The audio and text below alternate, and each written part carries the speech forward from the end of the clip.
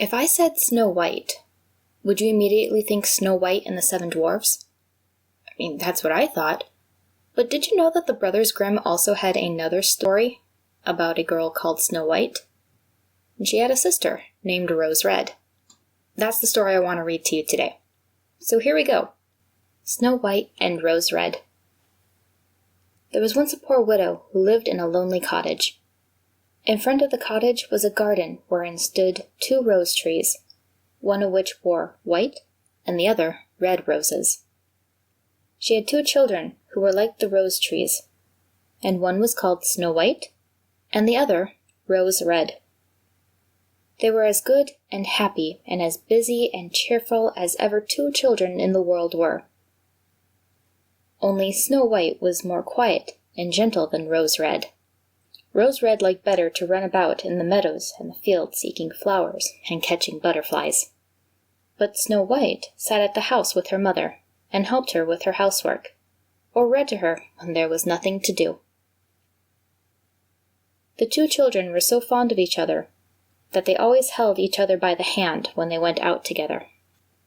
And when Snow White would say, "We will not leave each other," Rose Red answered, "Never, as long as we live."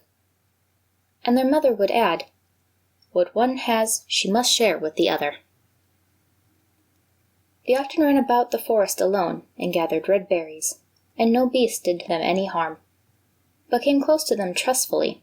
The little hare would eat a cabbage leaf out of their hands, the roe grazed by their sides, and the stag leapt merrily by them, and the birds sat still upon the boughs, and sang whatever they knew.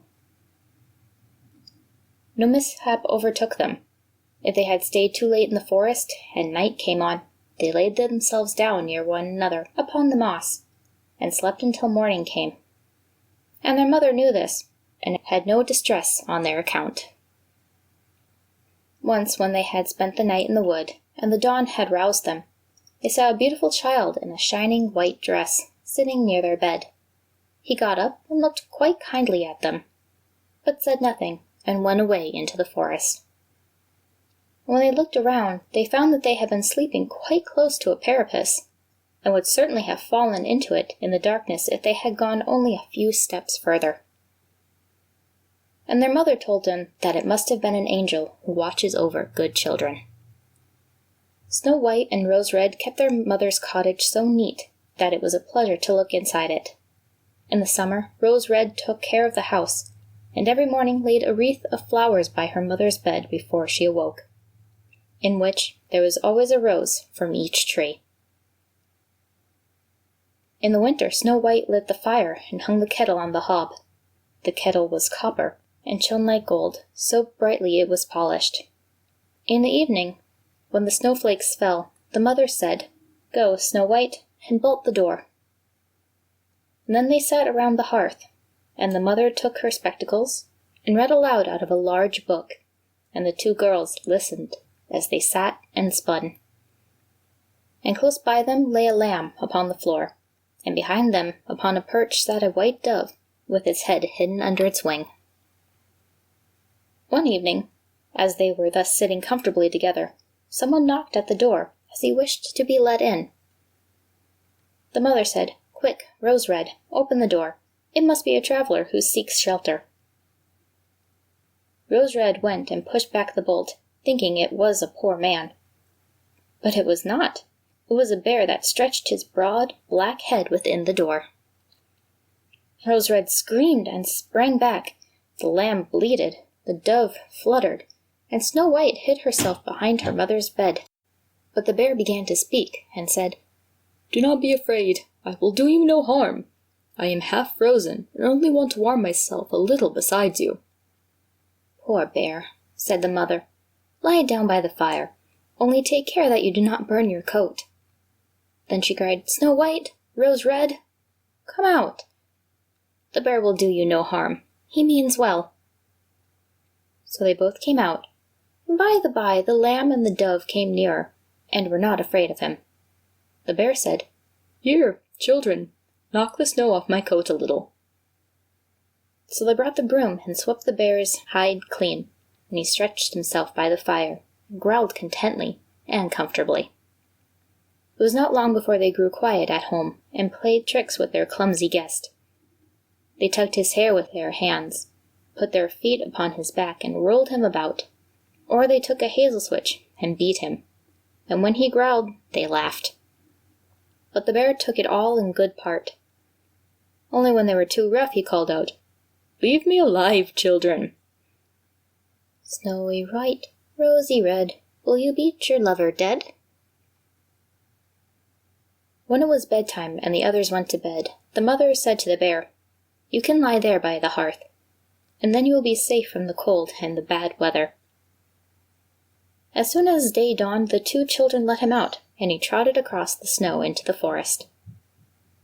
Henceforth the bear came every evening at the same time, laid himself down by the hearth, and let the children amuse themselves with him as much as they liked. And they got so used to him that the doors were never fastened until their black friend had arrived. When spring had come and the outside was all green, the bear said one morning to Snow White, "Now I must go away, and cannot come back for the whole summer." "Where are you going then, dear bear?" asked Snow White. "I must go into the forest and guard my treasures from the wicked dwarfs. In the winter, when the earth is frozen hard, they are obliged to stay below and cannot work their way through. But now when the sun has thawed and warmed the earth, they break through it and come out to pry and steal. And what once gets into their hands and in their caves does not easily see daylight again." Snow White was quite sorry for his going away, but as she unbolted the door for him and the bear was hurrying out, he caught against the bolt, and a piece of his hairy coat was torn off, and it seemed to Snow White as if she had seen gold shining through it. But she was not sure about it. The bear ran away quickly, and was soon out of sight behind the trees. A short time afterwards the mother sent her children into the forest to get firewood. There they found a big tree which lay felled on the ground, and close by the trunk something was jumping backwards and forwards in the grass, but they could not make out what it was. When they came nearer, they saw a dwarf with an old withered face and snow-white beard 1 yard long. The end of the beard was caught in a crevice of the tree, and the little fellow was jumping backwards and forwards like a dog tied on a rope, and did not know what to do. He glared at the girls with his fiery red eyes and cried, "Why do you stand there?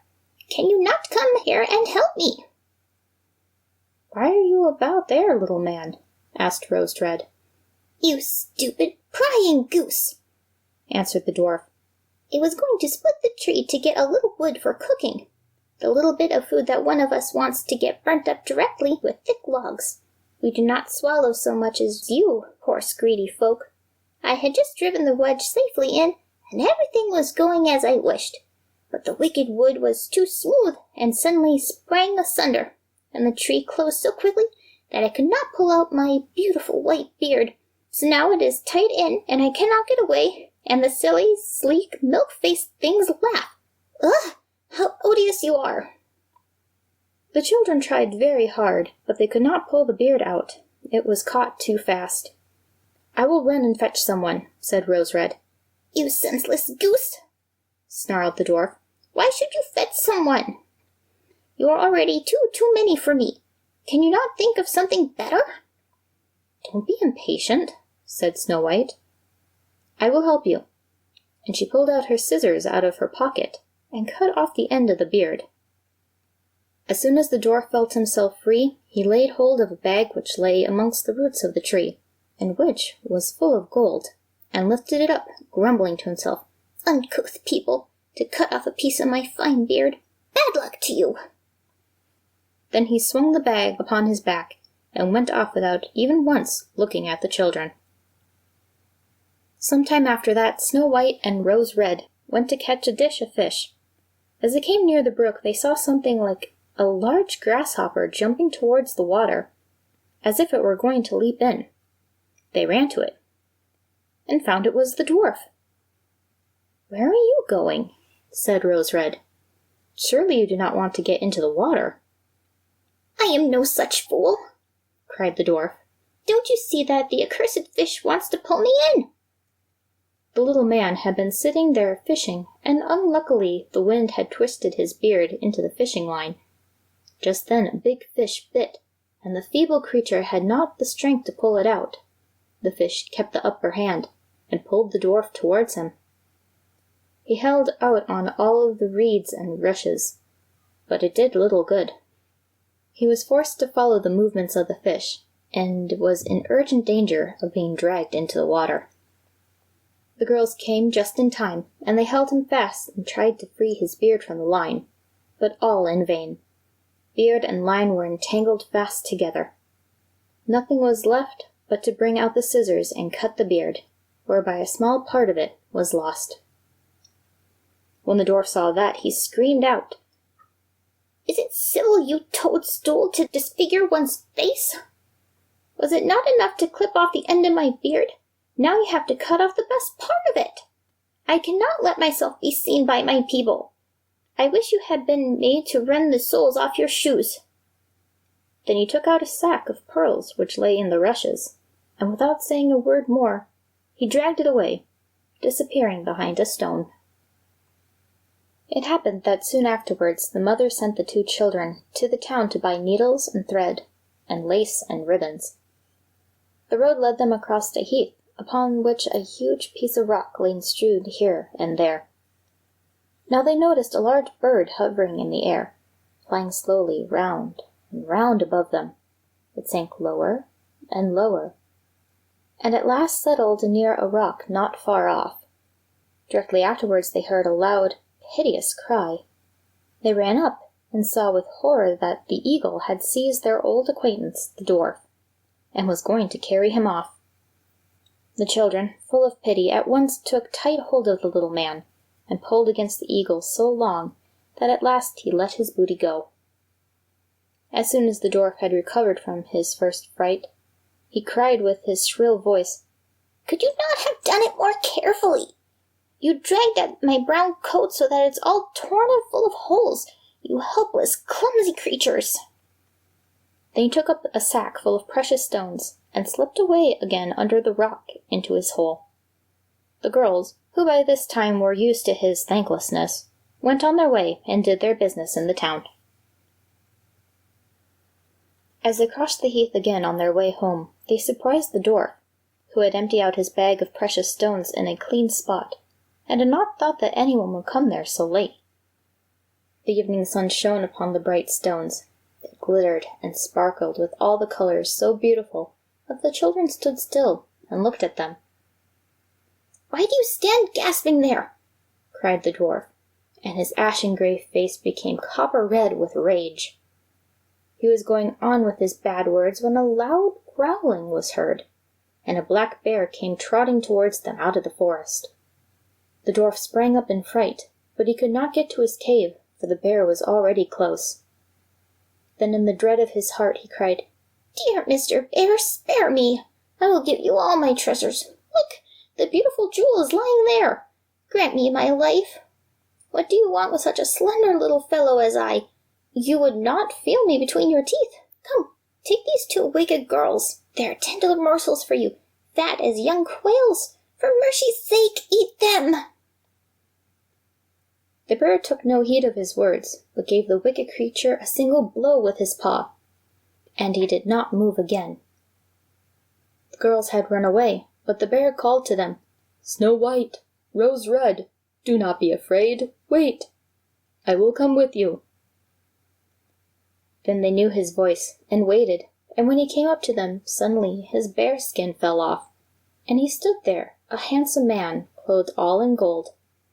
"I am a king's son," he said, "and I was bewitched by that wicked dwarf who had stolen my treasures. I have had to run about the forest as a savage bear until I was freed by his death. Now he got all his well-deserved punishment."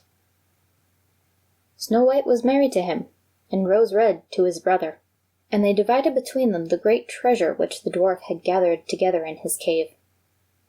The old woman lived peacefully and happily with her children for many years.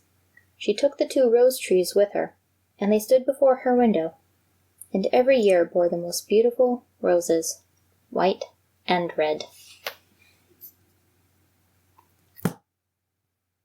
This was fun. I hope you enjoyed the story of Snow White and Rose Red. If you'd be willing to like and subscribe, that way you'll know when the next story comes out. I'm Sen from Kitsune Audio, reminding you there's always something to read. See you next week.